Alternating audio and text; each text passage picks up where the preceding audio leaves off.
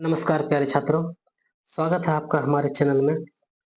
आज हम पढ़ने वाले हैं क्लास 11 का राजनीति विज्ञान का दूसरा चैप्टर भारतीय संविधान में अधिकार का कुछ महत्वपूर्ण वस्तुनिष्ठ प्रश्न। ठीक है। ये जो मैं संग्रह लाया हूँ आपके लिए, ये बहुत ही उपयोगी, महत्वपूर्ण वीवीआई जैसा आप कह सकते हैं, आपके लिए बहुत ही यूज़फुल वीडियो है, ठीक है? इसे पूरा देखिएगा, बिना स्किप किए देखिएगा और सारे क्वेश्चन को नोट डाउन कर लीजिएगा, ठीक है? इससे बाहर नहीं आएगा आपका, ठीक है? तो शुरू करते हैं हम आज का भारतीय संविधान में अधिकार, क्या-क्या अधिकार हमारे संविधान में दिए गए हैं? आप लोग को पता होना चाहिए हमारा संविधान 26 नवंबर 1949 को एडॉप्ट किया गया था, लिख कर तैयार हो गया था, ठीक है? और 26 जनवरी 1950 को पूर्ण रूप से लागू हो गई थी, ठीक है? इसे लिखने में 2 वर्ष 11 महीना 18 दिन का समय लगा था। लिखने वाले प्रारूप समिति के जो अध्यक्ष थे वो डॉक्टर भीमराव अम्बेडकर थे, ठीक है? तो इसमें कितने भाग हैं, कितने अनुच्छेद हैं, सारा हम चर्चा करेंगे आगे, ठीक है? क्या-क्या शक्तियाँ हैं, किसके पास है, वो सब हम डिटेल करेंगे। क्वेश्चन जब भी वैसा क्वेश्चन आएगा उसमें हम आपको एक्सप्लेन करेंगे, ठीक है? धन्यवाद। तो शुरू करते हैं, चलिए पहला प्रश्न देखते हैं हम। पहला प्रश्न है हमारा, किस देश के संविधान में सर्वप्रथम मौलिक अधिकारों का समावेश किया गया? देखिए, मौलिक अधिकार मतलब होता है व्यक्तियों का कुछ फंडामेंटल राइट्स, कहने मतलब कुछ अधिकार जो उसको कहने मतलब उनका जो मानवता है, उसे बचाने का कुछ अधिकार दिए गए, मौलिक अधिकार, ठीक है? जो व्यक्ति का प्रदान किया जाता है, वो सबसे पहले किस देश के संविधान में इसको लागू किया गया था? तो अमेरिका में सबसे पहले लागू किया गया था, ठीक है? ये कहाँ लागू किया गया था? अमेरिका में सबसे पहले। और अमेरिका से ही मौलिक अधिकार का उपबंध है हमारे देश के संविधान में, वहाँ से देख करके ही लागू यहाँ भी किया गया, ठीक है?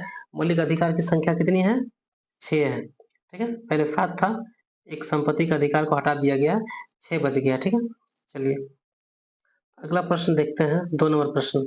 2 नंबर प्रश्न है, भारतीय जनता की अनिवार्य स्वतंत्रताओं का अधिकार पत्र निम्न में से किसे माना जाता है? माने भारतीय जनता की अनिवार्य स्वतंत्रताओं का अधिकार पत्र इनमें से किसे माना जाता है, ठीक है? शक्तियों का वितरण, मौलिक अधिकार, मौलिक कर्तव्य, नीति निर्देशक तत्व, ठीक है? इसे कहा जाता है, तो ये कहा जाएगा मौलिक अधिकार को ही कहा जाता है, ठीक है? समझे? जैसे मैंने कि भारतीय जनता का हमारी स्वतंत्रता क्या-क्या होती है, ठीक है? जनता का स्वतंत्रता क्या-क्या होती है, वो मौलिक अधिकार तय करती है, ठीक है? हमारी, ठीक है? चलिए, अगला प्रश्न देखते हैं। संविधान द्वारा नागरिकों को प्रदत्त मूल अधिकारों की संख्या कितनी है? ये तो हम आगे चर्चा कर दिए थे। मौलिक अधिकार कितना है? 6 है, ठीक है? चलिए, आप लोग अगला क्लास में बता देंगे 6 जो मौलिक अधिकार हैं 6, उनका सारा विश्लेषण हम नेक्स्ट वीडियो में बना देंगे, ठीक है? चलिए, अगला प्रश्न देखते हैं, 4 नंबर प्रश्न है, किस संवैधानिक संशोधन द्वारा संपत्ति को मौलिक अधिकार से हटाकर कानूनी अधिकार बनाया गया? हम बताए थे ना पहले कि 7 मौलिक अधिकार थे, संपत्ति के अधिकार को 1 को हटाया गया और 6 बच गया। तो कौन-सा संवैधानिक संशोधन के द्वारा इसे हटाया गया, ठीक है? तो कौन-सा होगा? 24वें होगा, 42वें 44वें, 73वें, कौन-सा संविधान संशोधन था? तो 44वें संविधान संशोधन द्वारा इसे संपत्ति मौलिक अधिकार से हटा करके कानूनी अधिकार बना दिया गया है। चलिए, अगला प्रश्न है, संपत्ति का अधिकार जो है अब क्या रह गया है? तो ये कानूनी अधिकार रह गया है, ठीक है? चलिए, अगला प्रश्न देखते हैं, भारतीय संविधान में नीति निर्देशक तत्व किस देश के संविधान से लिया गया है? तो ऑप्शन देख लेते हैं पहले, कनाडा, आयरलैंड, संयुक्त राज्य अमेरिका, ब्रिटेन। कहाँ से लिया गया ये? ये लिया गया आपका आयरलैंड से लिया गया, ठीक है? नीति निर्देशक तत्व, और नीति निर्देशक तत्व को ही महात्मा गांधी ने भारतीय संविधान की आत्मा कहा है, ठीक है? महात्मा गांधी ने, और डॉक्टर अंबेडकर ने किसे कहा है? अनुच्छेद 32 को आत्मा कहा है संविधान का, आत्मा, ठीक है? इसको ध्यान में रखिएगा। चलिए, अगला प्रश्न है, भारतीय संविधान के किस अनुच्छेद में नीति निर्देशक तत्वों का वर्णन किया गया है? ठीक है, देखिए ऑप्शन 36 से 51 तक, 52 से अनुच्छेद मतलब 52 से 63 तक, 60 से 71 तक, 53 से 55 तक। तो किसमें किया गया है? 36 से 51 तक में ये नीति निर्देशक तत्वों का वर्णन है। ठीक है, चलिए ठीक है, अगला प्रश्न है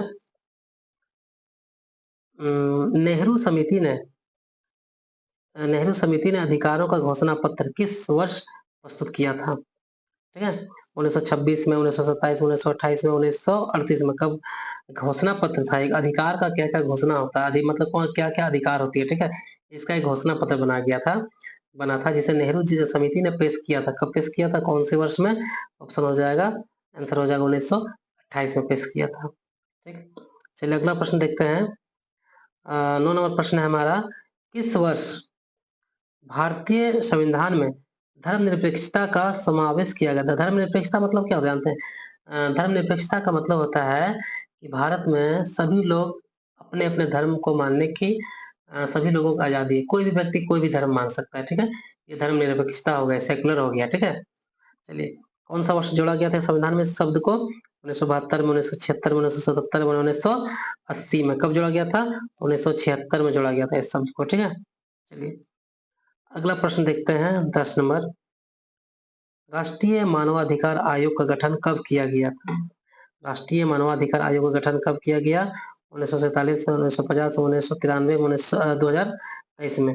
कब किया गया है? तो 1993 में किया गया, राष्ट्रीय मानवाधिकार आयोग का, ठीक है? चलिए, ठीक है? अगला प्रश्न देखते हैं। संविधान में मौलिक अधिकारों का संरक्षक किसे कहा गया है, मतलब बनाया गया है? देखिए, हमारे जो मौलिक अधिकार हैं, अगर इनका कोई हनन करता है तो इसका रक्षा करने वाला भी कोई है, ठीक है? तो किसे बनाया गया है? कहने मतलब अगर हम क्राइम नहीं किए हैं कुछ भी और हमें पुलिस अरेस्ट करके ले गई, तो वो 24 घंटा के अंदर 24 घंटा से ज़्यादा हमको नहीं रख सकती है। हमको कोर्ट में उसको पेश करना पड़ेगा, नहीं तो हमारे मौलिक अधिकार का हनन होगा तो हम केस कर सकते हैं, ठीक है? वो जो मौलिक अधिकार का जो हमारा रक्षा जो करेगा, वो कौन करेगा, ठीक है? किसे बनाया गया है संरक्षक, ठीक है, रक्षा करने वाला? विधायिका, कार्यपालिका, न्यायपालिका, संयुक्त राष्ट्र संघ, इसे बनाया गया है। तो ये न्यायपालिका हमारी रक्षा करेगी, ठीक है? मतलब कोर्ट कोर्ट हमारी रक्षा करेगी, ठीक है? पुलिस अगर हमारे साथ जाति कर रही है, कुछ भी बहुत टोटल 5 रीट जारी होती है मनुष्य का संविधान में के अनुसार, अनुच्छेद 32 के अनुसार जो है 5 रीट जारी की गई जाती है, जो हमारे मौलिक अधिकार का को हनन का होने से बचाती है, ठीक है? हमारी रक्षा करती है। ठीक है, 12 नंबर प्रश्न देखते हैं। जीवन, जीवन होगा, जीवन और दैहिक स्वतंत्रता का संरक्षण किस अनुच्छेद में, मतलब जीवन हम जी रहे हैं, जीना हमें और हमारे दैहिक स्वतंत्रता का संरक्षण किस अनुच्छेद में वर्णन किया गया? 16 अनुच्छेद 16 का चौथा, 21, 30, 32 किसमें किया गया ये किया गया है अनुच्छेद 21 में, ठीक है? जीवन और दैहिक स्वतंत्रता का संरक्षण मतलब हमारे जीने का स्वतंत्रता, दैहिक स्वतंत्रता का उसमें संरक्षण के बारे में उसमें लिखा हुआ है अनुच्छेद 16 का चौथा पॉइंट में, ठीक है? चौथा भाग में, अनुच्छेद 16 का चौथा में, ठीक है? पॉइंट में। चलिए अगला प्रश्न देखते हैं, 13 नंबर क्या है? पुलिस किसी को कितने घंटे के अंदर निकटतम न्यायाधीश मतलब के समक्ष प्रस्तुत करता है? तो हम बता दिए थे पहले ही आपको, 24 घंटा, ठीक है? चलिए अगला प्रश्न है,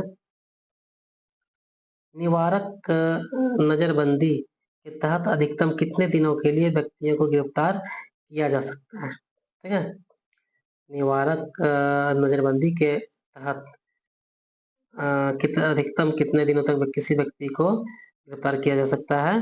ये हो जाएगा आपका 90 दिन तक, ठीक है? चलिए अगला क्वेश्चन देखते हैं, 15 नंबर प्रश्न है, संविधान के अनुसार कितने वर्ष से कम उम्र के बच्चे को किसी कारखाने, खदान या अन्य किसी खतरनाक कामों में नियोजित मतलब काम में नहीं रख सकते? कितने उम्र से कम उम्र के बच्चे, ठीक है? इसका देखिए ऑप्शन देख लेते हैं, 14, 16, 18, 20 वर्ष। उम्र कितने वर्ष से कम उम्र के बच्चों को हम नहीं रख सकते हैं काम पर? कहीं भी कारखाना, खदान, कोई भी चीज में मतलब काम नहीं करवा सकते हैं। तो 14 वर्ष से कम उम्र के बच्चों को हम काम में नहीं रख सकते हैं, ठीक है। खदान में, कारखाना में, होटल में, कहीं भी, ठीक है। चलिए अगला प्रश्न देखते हैं, 16 नंबर।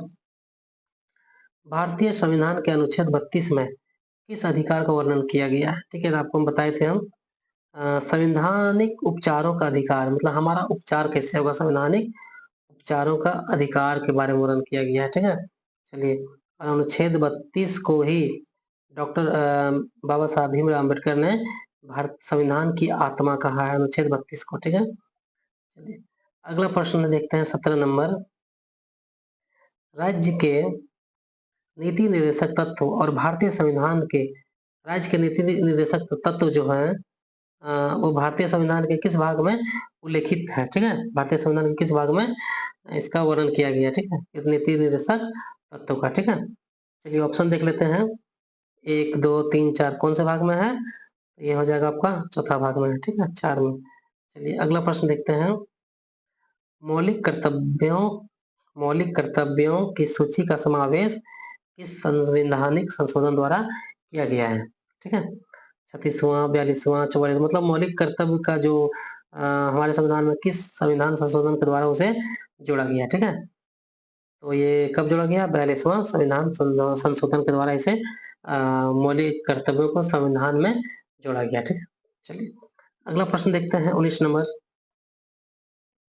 किनके विचारों से यह प्राप्त होता है कि अधिकारों में स्वतंत्रता और समानता दोनों ही निहित है? किनके विचारों से पता चलता है कि अधिकारों में स्वतंत्रता और समानता दोनों ही मौजूद होती है, निहित होती है, ठीक है।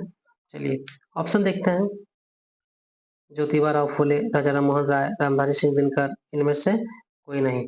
इसका आंसर हो जाएगा ज्योतिबा राव फुले, ठीक है। हमारे चैनल में आए हैं तो लाइक शेयर सब्सक्राइब जरूर कर दीजिएगा, ठीक है। चलिए अगला प्रश्न देखते हैं, 20 नंबर।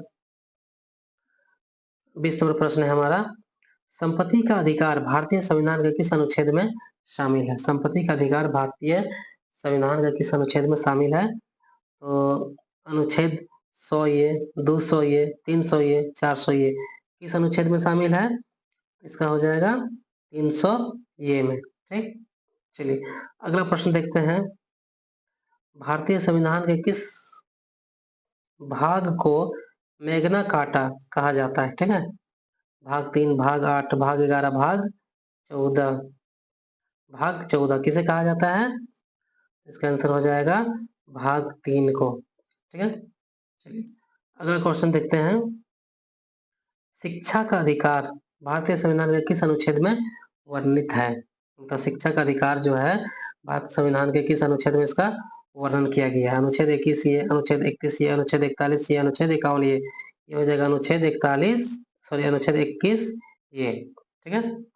चलिए 23 नंबर प्रश्न देखते हैं अगला। 23 नंबर प्रश्न क्या है?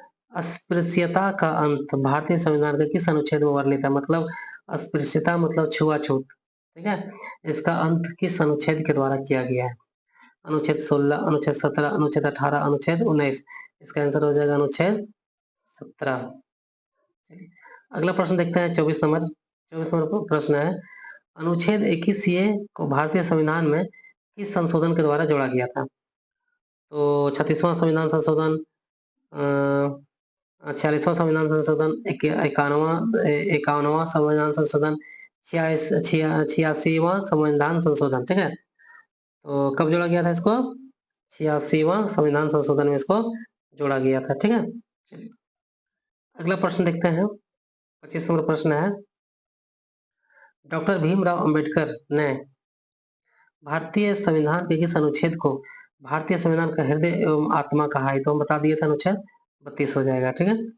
चलिए अगला प्रश्न देखते हैं, अनुच्छेद प्रश्न 26, अनुच्छेद 29 एवं 30 में किसका उपबंध है? मतलब अनुच्छेद 29 और 30 में किसका वर्णन किया गया है, ठीक है। तो इसका आंसर हो जाएगा संस्कृति एवं शिक्षा संबंधी अधिकार दिया गया, ठीक है। चलिए अगला प्रश्न देखते हैं, कारखानों में बालकों के नियोजन का प्रतिशय भारतीय संविधान के अनुच्छेद किस अनुच्छेद में रखा गया है, ठीक है इसको? बालकों का नियो मैंने बालक जब 14 साल से जो कम होते हैं, उस बालक को नहीं काम करना है कहीं पर, मतलब कोई व्यक्ति रखता है तो उसे गिरफ्तार कर लिया जाएगा। ये किस संविधान के किस अनुच्छेद में वर्णन किया गया है, ठीक है? बालकों के नियोजन का प्रतिशय रोका गया है। इसका आंसर हो जाएगा आपका अनुच्छेद 24, ठीक है? ठीक है? 24 में वर्णन किया गया। ठीक? चलिए अगला प्रश्न देखते हैं 28 नंबर। धार्मिक स्वतंत्रता का अधिकार भारतीय संविधान के किस अनुच्छेद में वर्णन किया गया है? ठीक है? तो देखते हैं इसका ऑप्शन 14 से 18, 19 से 22, 19 से 22, 23 से 24, 25 से 28, ठीक है? इसका आंसर हो जाएगा धार्मिक स्वतंत्रता का अधिकार जो है ये दिया गया था 25 से 28 अनुच्छेद में है, ठीक है? चलिए अगला प्रश्न देखते हैं 29 नंबर प्रश्न। मानव के दुर्व्यवहार और बलात् श्रम का प्रतिशत किस अनुच्छेद में वर्णित है? मतलब मानव का दुर्व्यवहार ना हो, मतलब उनका मानवों को बेचा ना जाए, मानव तस्करी ना हो, और बलात् श्रम मतलब बच्चों का श्रम का रोका गया, किस अनुच्छेद में रोका गया, ठीक है? तो ये इसका हो जाएगा अनुच्छेद 24, ठीक है? सॉरी अनुच्छेद 23 हो जाएगा। ऑप्शन नंबर ये, ठीक है? अनुच्छेद 23 हो जाएगा। चलिए अगला क्वेश्चन देखते हैं।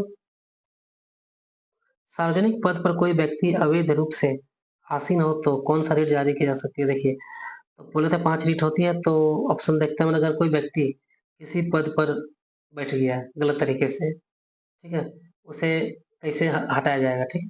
तो कौन सा रीट जारी किया गया? मान लीजिए कोई ऑफिसर बन गया, पता चला कि वो तो अयोग्य था, अवैध रूप से मतलब गलत तरीके से बन गया है, भ्रष्टाचार करके घूस मैंने कोई भी तरीके से गलत तरीके से बैठ गया, उसे कैसे हटाया जाएगा? तो वहाँ पर कौन सा ये लगाया जाता है, कौन सा रीट जारी किया जाता है वहाँ पर, ठीक है? तो बंदी प्रत्यक्षीकरण, परमादेश, अधिकार परीक्षा, उत्प्रेषण, कौन सा रीट के तहत उसे हटाया जाएगा? ये हो जाएगा आपका अधिकार परीक्षा के तहत उसे हटा जाएगा, ठीक है? तो प्यारे छात्रों ये था आपका 30 प्रश्नों का संग्रह। बहुत ही महत्वपूर्ण प्रश्नों का संग्रह था ये। उम्मीद है आप लोगों को ये अच्छा लगा होगा। तो हमारे वीडियो को लाइक, शेयर, सब्सक्राइब ज़रूर कर दीजिएगा, और हमारे चैनल में आए हैं तो अ, मतलब वही लाइक, शेयर, सब्सक्राइब ज़रूर कर दीजिएगा, और वीडियो को बिना स्किप किए फुल देखिएगा और नोट डाउन कर लीजिएगा, ठीक है? आपके आने वाले एग्ज़ाम के लिए बहुत ही महत्वपूर्ण है, ठीक है? धन्यवाद। तो मिलते हैं अगले क्लास में। कुछ अति लघुत्तरीय प्रश्न लेके मैं मिलता हूँ अगले क्लास में, ठीक है? धन्यवाद। इसी चैप्टर का अगला कुछ भाग कंटिन्यू करूँगा, ठीक है? कल के वीडियो में आपको ये मिल जाएगी, ठीक है? धन्यवाद। मिलते हैं अगले क्लास में।